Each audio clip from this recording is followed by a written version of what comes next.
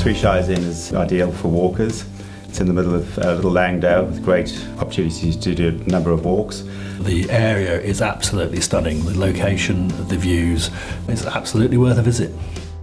I'd been in my field for a long time, got bored of it. I was too young to retire. I always wanted to be in hospitality and never got around to doing it, so we took the opportunity to move up to the lakes. Obviously living in the lakes and in this area is obviously also great importance to us. It's the lifestyle, and hope we can do a lot of walking. I come from the lakes from the further west, and it was a huge opportunity to move back to where my roots are. Although a little bit of a trepidation. Yes. Having not been in hospitality before, it was a big change, and I think it was a fairly fast and steep learning curve, which Tony specifically has handled very, very well. That's a really corny phrase, but it is a home from home, where people like to come and relax and do a lot of walking. I think we're very lucky in the sense that the clientele are very, very, very nice, which makes it even more enjoyable. We've got very nice people that frequent, and walkers that frequent the Three Shires.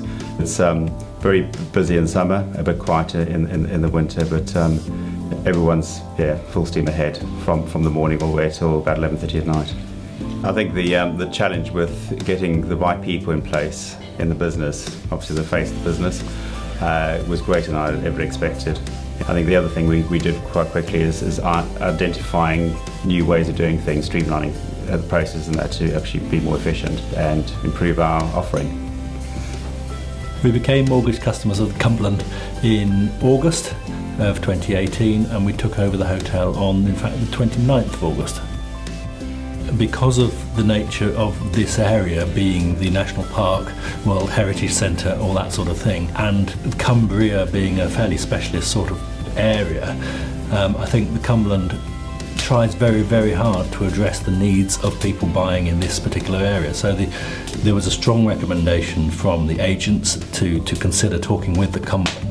We did do some significant due diligence with other players, but actually felt the Cumberland offered a very much more local service, which is important to us, and was equally competitive.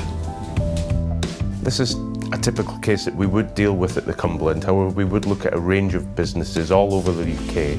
However, this is the sweet spot. It's in our heartland, bang in the middle of the lakes.